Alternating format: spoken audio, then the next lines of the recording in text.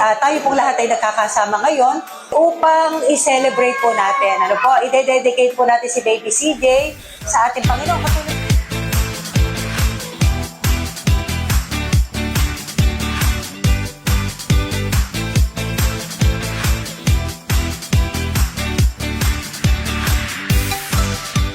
Ang katotohanan po, kapag dinedicate po natin ang ating anak, ito po ay inilalagay natin sa pangangalaga po ng ating Panginoon. And all my life you have been so good.